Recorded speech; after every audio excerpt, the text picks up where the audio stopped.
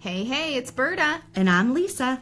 And welcome to Two Takes Later, the podcast where two nostalgic millennials deep dive into your favorite shows, movies, and all things pop culture. Because we're on a mission to rehash our old favorites, obsess over new discoveries, and basically never shut up about how they made us feel. We're talking the scenes that made us ugly cry, the ones that had us throwing popcorn at the TV, and the moments we still can't get over. So grab your snacks, grab your feelings, and get ready for a whole lot of opinions you didn't ask for, but are definitely gonna love. Two takes later, because one take just isn't enough. New episodes every week. Don't forget to like and subscribe.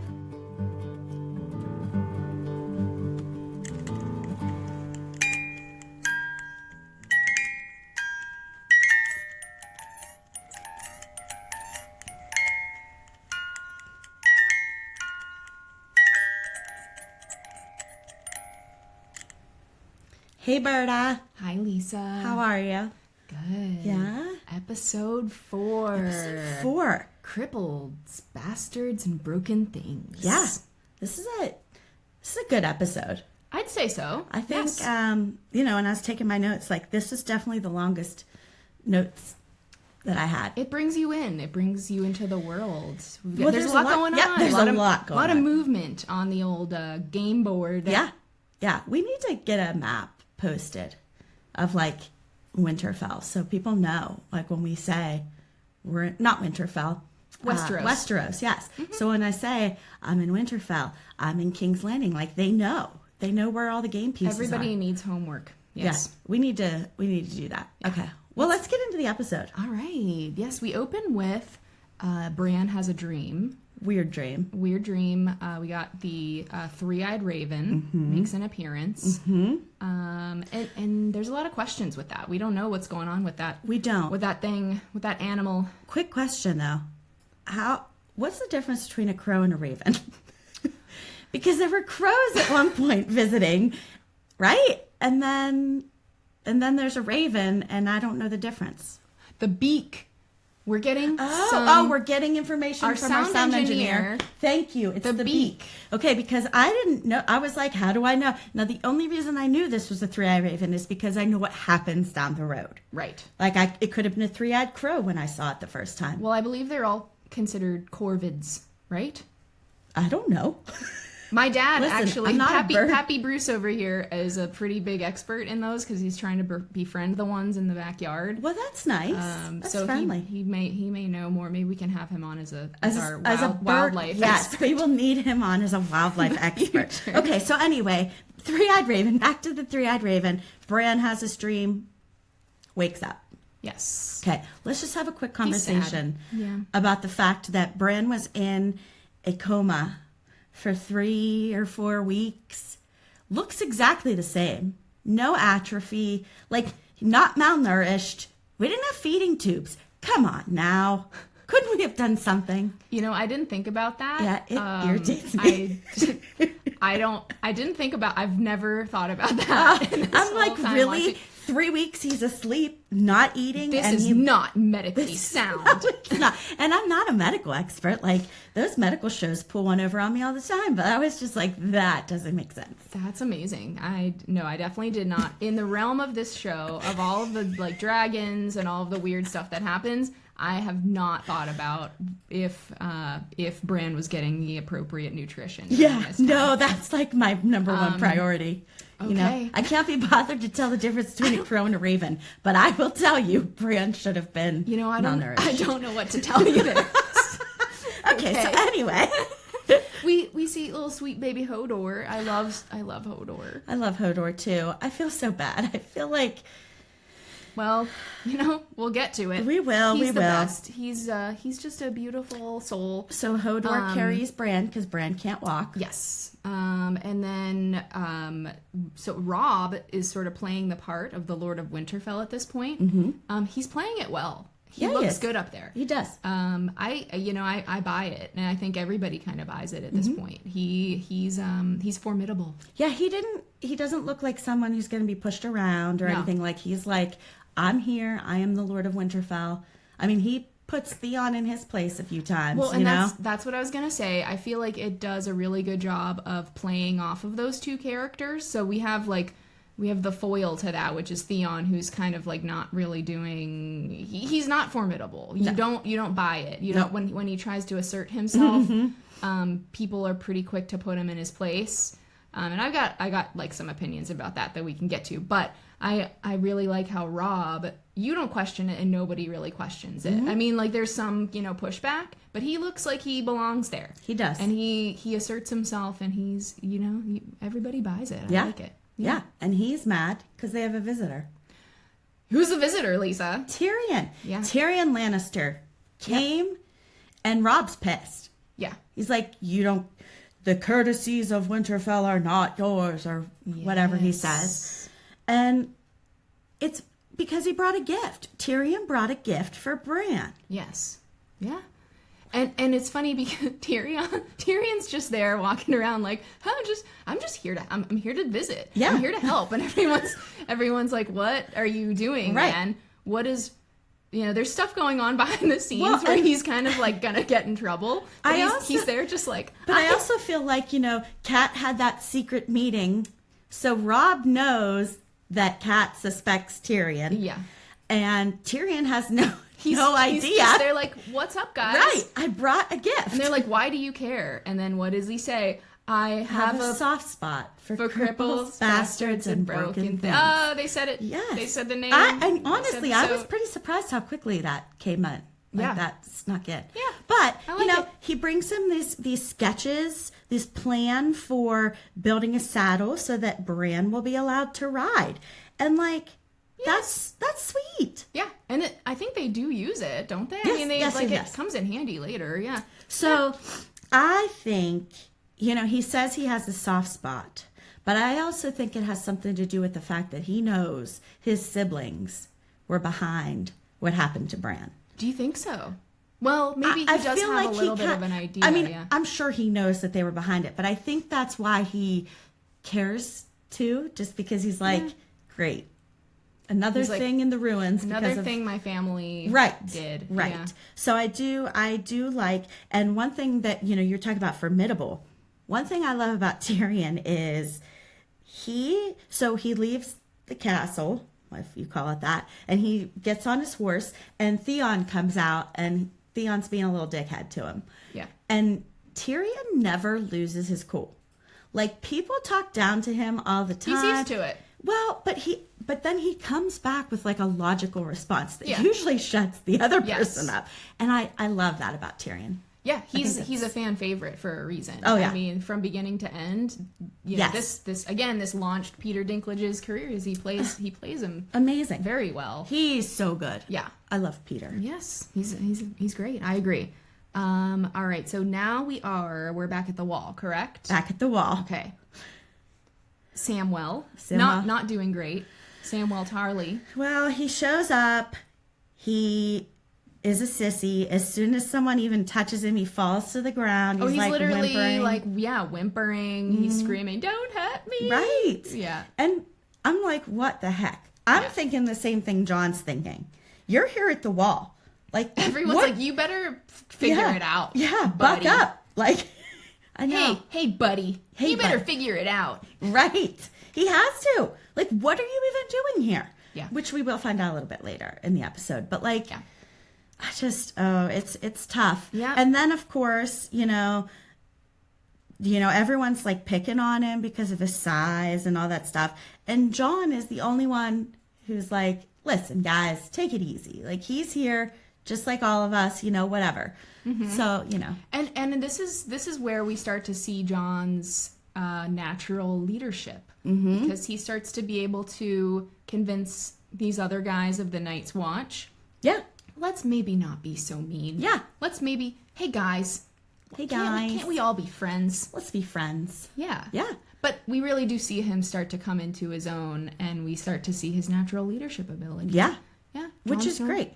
And honestly, everyone gives him a hard time because of the family that he is from, the Starks, and they're like, well, they didn't have the chance to They didn't sleep in warm. And he makes it very well known that he didn't have any privileges being there, you know? So good for him. Yeah. Good for him.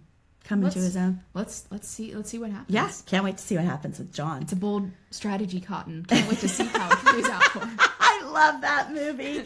Oh my God, I love that movie. Okay, so that's a dodgeball reference for anyone who doesn't know. Watch it because it's great. Yeah. Okay, so now Dothraki caravan. Yes. Dany and Jorah. We get a little backstory with Jorah. Turns out his wife left him for another man, and that's what happened with him. Yeah, he sold slaves to pay for his expensive wife, and then she left him. That's it. Right? And then, of course, Viserys is complaining because this isn't a kingdom, it's a mud hole or whatever he calls it, you know, and savages. And immediately Dany's like, whoa, back up. These are my people. Back up. These are my people. Yeah. And he's like, they're my people. Okay, whatever. So Dany's like, listen, Jorah, if my husband gives an army, do you think Viserys could conquer the Seven Kingdoms? Yeah. And of course Jorah's like, the Dothraki won't cross water, so don't worry about it. And let's see what else.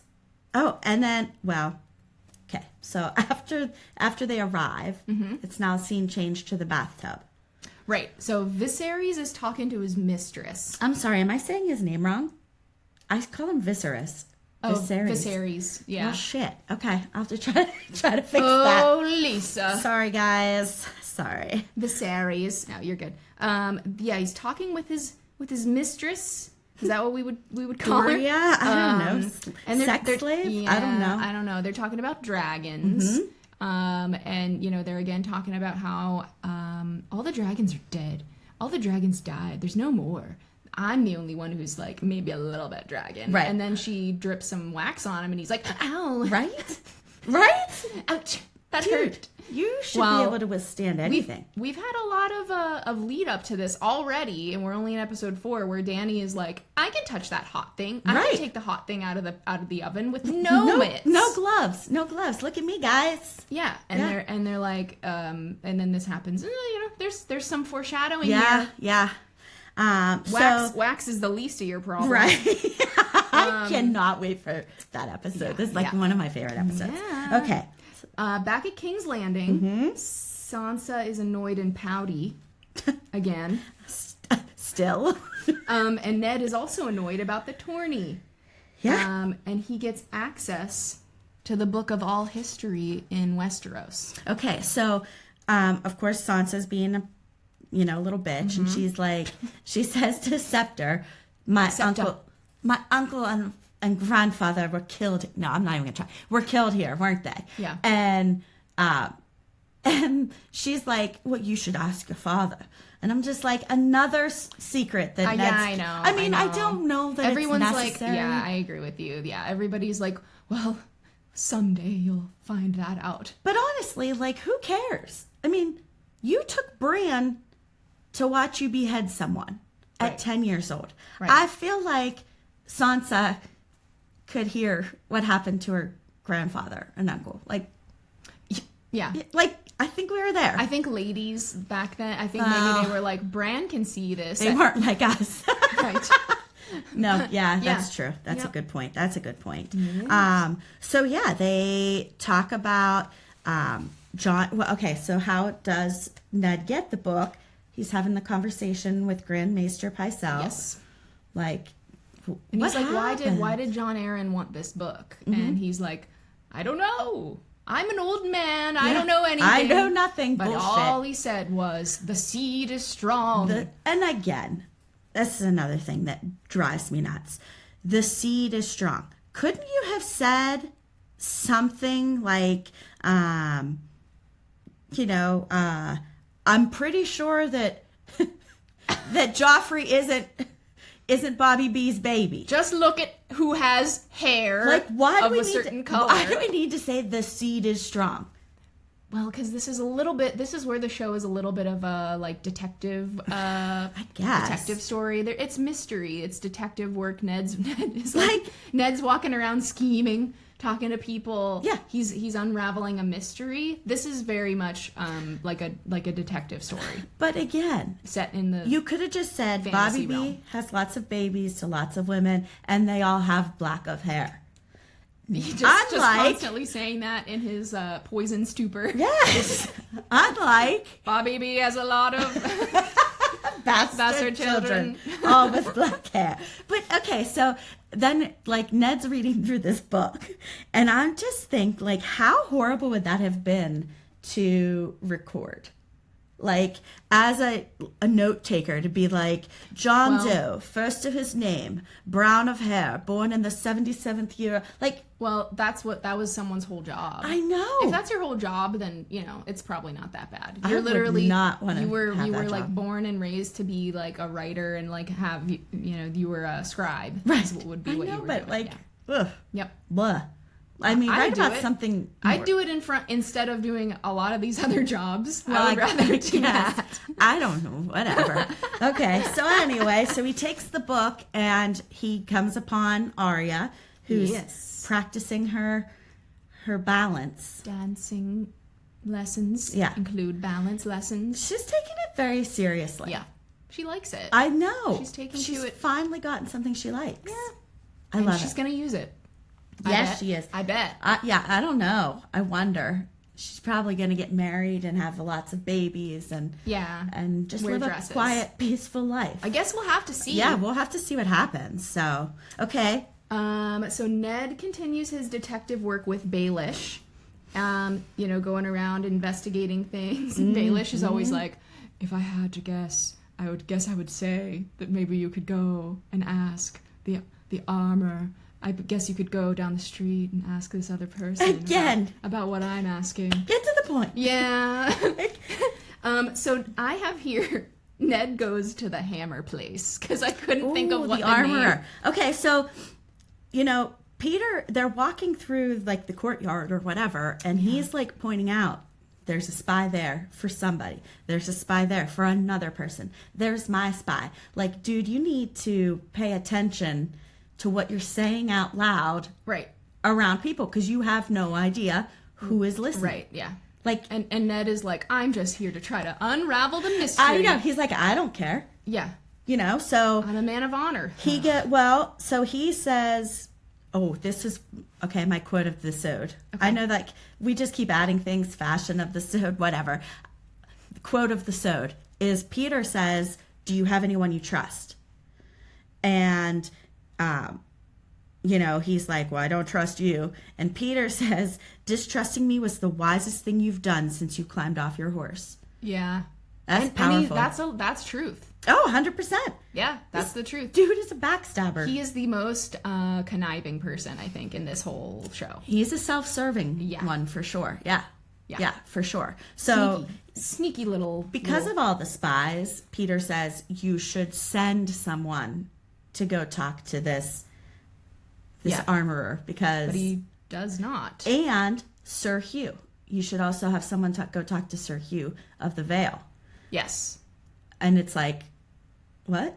What's going on here? Yeah, there's a lot of moving pieces. There's a lot. That actually does bring us to our cheese of the sode, doesn't it? So it does. We're eating a Smoky Park smoked cheddar because of all of the smoke and fireplaces in the cozy little place where he talks to that bastard in the hammer place. Yeah, the place where they're just hammering Gentry's stuff. forging swords.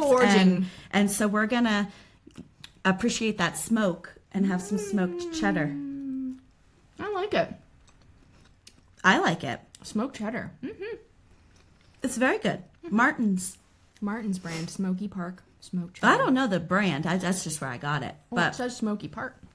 Yeah, the brand is Smoky Park. And I felt like the armory was very smoky. It was. Pappy Bruce, would you like a bite? Would you like a piece of cheese? Yeah, cut me a piece. Okay. I was going to say, am I supposed to... You have to let us know your thoughts on the cheese. Yeah, let us know your thoughts. One thing that we missed is the backstory. So we were at the wall before Ned and Peter talk. And that's where we hear Samwell's backstory. We're getting a thumbs up about the cheese. Thumbs up from our sound engineer. on the cheese. Good. So glad. I love it. So Sam comes out and he's like, I don't see well. I'm afraid of heights. You know, I sounded like a hick. I really am bad at this. I'm just going to stop trying to do. That's okay. You got it. Yeah, whatever. So anyway, so John's like, dude, you have all this going on. Why are you even here? Oh, and then we hear the really sad story. Okay, so he says Sam's dad told him on his 18th name day that you're almost a man, but you're not worthy. So you'll take up the black, which means join the Night's Watch, forsake all claim to the inheritance, and start north. And if you don't, we're going to hunt you in the woods. Like, the poor guy. So, I just took another bite of cheese. You're loud. But, there's a lot of parts in this show where people are punished for having terrible parents or terrible families. That is like true. Their moms and dads are like kind of assholes. Yeah. You know what I mean? And then they're either sent off or sold. And yeah, we'll get into more of that. This is one in a long line of people being not being treated so well. Yeah. So, you know, like I feel so bad. And I always loved Sam. Like, love him. Yeah. Love him. Yep. Okay, so we're back at the armory. Yes. And then we find out that the guy that's hammering away is one of Bobby B's bastards. Yeah. And then I guess one thing I like about this is all of Ned's bannermen are cool. Like all of these Stark guys that are following him and loyal to him, everybody is very loyal. Like you can tell, you know, everyone's right next to him. They're along for the ride with wherever Ned goes. Yeah. And the one thing that caught me too is that Ned looks out of place. Like Ned he isn't changing based on his location. Right. He looks out of place. He looks like he's still in Winterfell. Yeah. Like his hair is unkempt. Yep. Everybody else has their hair and outfits kind of adapted to the King's Landing climate, environment. Ned still looks like he is in Winterfell. Yeah. He's not changing he's not adapting at all. And you can tell he's not from around there. And he doesn't honestly, blend if in. it was like a Where's Waldo situation, you'd point him out in a second. No, he's definitely like so dumb. Yeah. He's not hiding behind the people. Well, so then like Jory's spilling the with coffee. him Yeah. and he's like, you know, you shouldn't be seen here. And Ned's like, let them look. Yeah. Like, dude, He's not that's learning. gonna bite you in the ass. Yep. Like big time. He is not learning. So yeah, now we know Gentry is one of Bobby B's bastards. Exactly Yes. what you said is what I wrote. So that's fun. where the bastard part comes in Okay. the title. So they back at the wall, they intimidate the smarmy guy to not hurt Sam. So they're like, "Hey, we don't hurt him. We don't mess with him. Don't stop doing that." And so they do. They seem to stop doing that. Yeah. Well, which is good. at first, Rast, I think is how you say his name. He responds. He's like, if dude tells me to fight him, I'm gonna fight him. Yeah. There's no like, I don't care. And so then at night they come in with Ghost, John's direwolf, and they're like, "You will not." And that was great. Good. Yeah. Yep. Again, he's already rallying people around him. John already has a natural ability to get people on his side. He's great. Yeah. And then we're back with the Dothraki. Danny fights back. I love it. It's great. I love it. Viserys is like, "You can't talk to me And then like that." slaps him right across the face with that gold chain thing. Yeah. And he was like, huh? Yeah. Like he was so shocked. And I'm wondering, was he shocked because like no one has ever hit him like that? Or because he's so used to controlling Danny? I think it's a combo. Yeah. Yeah. Could be a combo.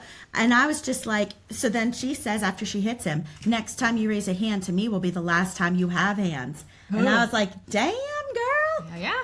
Hey, you know, enough's enough. And not exactly. Come on, man. You can't do that. I love Danny's growth. Yes. Throughout this whole show. I love it. I love it. We jump back to the wall, and Sam and John are talking about how they never had girlfriends.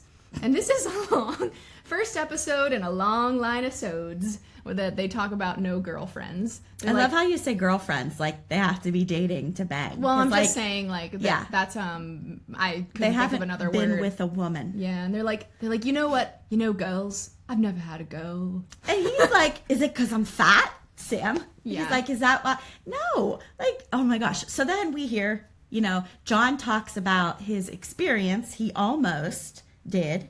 Right. He was in a room with a naked woman named Roz, red hair. Roz. Okay, so let's just talk about the fact that this is the third mention of this character. Roz. Yes. Yeah, Roz She must be real good at what she does. She is. Because I actually love Roz. I love her. I love her character. I love her character as well. Yeah. I love her as a person. But it's like Theon talks about it, then Tyrion talks about her, then John talks about it. I'm yes, like, she's special.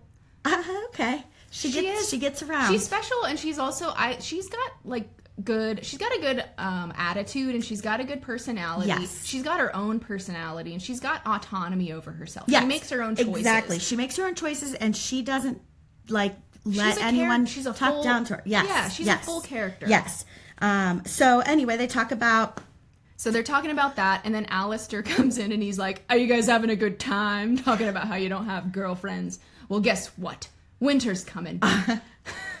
And you're gonna have to eat each other. And we wish, you guys are just a couple of sissies. I know. Hey, you're talking about girlfriends. We got more important things. Yeah, like being in winter for months and people were freezing to death and we had to eat each other. And I'm just gonna say it. He's a little bit of a poop head. I don't like him. Yeah. I love how you censor yourself. I don't know how to do that. Poop head. I love that. Yeah, I don't know how to do that, but yeah, I agree. I agree completely. Well, just get ready, because I got a lot more words to describe that jerk. Okay. Yeah, we're getting spicy now. Yes. We're getting smoky like this cheese. Yes. Yeah. All right, so I have back with Dany, and they're talking to Jorah again. There's just a lot of back and forth between the wall. Yeah. They jump all. I think that's one thing that is, I like it. You get a scope of the world, but they jump back and forth a lot. And for small scenes. Yeah, just give me a little more beef. There's maybe in each 5 one. minutes. Yeah, there's and then not a whole lot, but they talk. They're talking. Talks to Jorah, and then we cut to King's Landing. Bobby B is drunk. What? No. He's drunk at the tourney. At the jousting tournament. The jousting tourney. Yeah. Cersei's hair is kind of ridiculous. Okay. It's way up there. But I think this is my fashion of the sode. Okay. Even though I don't like it. And I actually referenced this a little bit later in my notes. We'll get back to that in a second. But yes, You're right. Horrible hair situation. Yeah, it's but this is, I guess, where everybody goes to be seen. It's an event. We get introduced to the Mountain. We find out he is the Hound's brother. Mm-hmm. And it's not going to end well for the other guy. I mean, the Mountain shows up and he's going to be challenging this other Sir Hugh of the Vale. Sir Hugh. And, you immediately are like, this is probably not. We know how this is going to go. It went a little worse than I expected, though. Right. He gets a wood piece to his throat. Yeah, and he's coughing up blood, that's you just see him gurgling blood, and close up. It's a little disturbing. It is. There's a lot of disturbing blood. But at the same time, you heard during this scene about the Mountain holding the Hound's face in the fire. Well, okay, and this is what was hilarious to me. Okay, Sansa is very visibly shaken, and Peter is like, "Oh, you don't like that? Well, here's some more things you might not like, and don't tell anyone. Don't tell anyone. Yeah, I know. What? And does that scare you, little bird? Well, all right, get ready for more things that'll scare you, because if you bring it up, he'll definitely kill you. He'll kill you. Okay. And then she's like, well, now I'm double scared. What's his... Right. I don't know what his angle is here. No.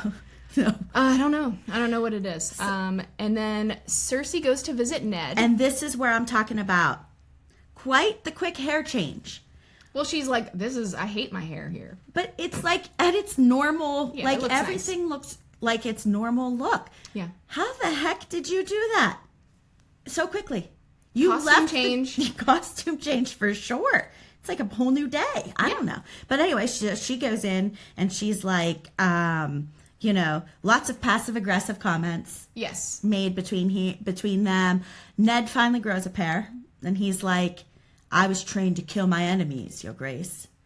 And she says, as was I. Yeah. And it's like, oh shit, cut that tension with a knife. Yes. Maybe they become friends. Maybe they just like see eye to eye. Oh, maybe. I guess we'll have to see. Yeah, we'll have to see how it plays out. And then we are at the Crossroads Inn. Yep.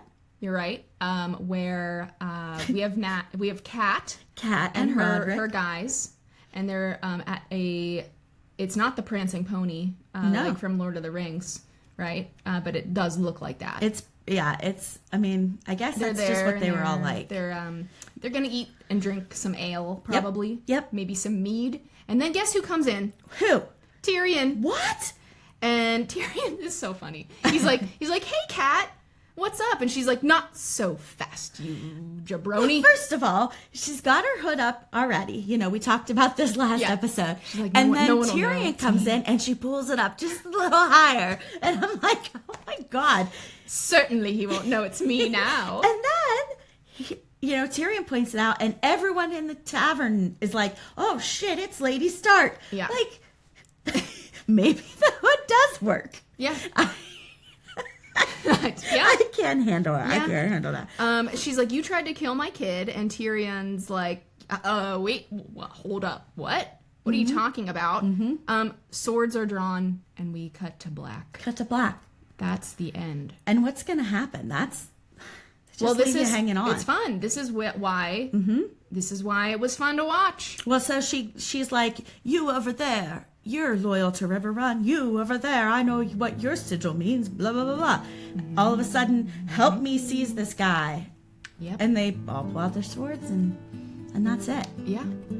I guess we'll have to see what happens in Episode 5. Episode 5. I can't wait. Yes. Okay, well. That's it, guys. Like and subscribe, and catch us Leave a comment. Leave a comment. Send us an email. Whatever. Yeah, we love it. We've got all the socials, so we're ready. We're ready to accept friends and comments. Yeah. Yeah. So, okay. Until next week. Bye. Bye.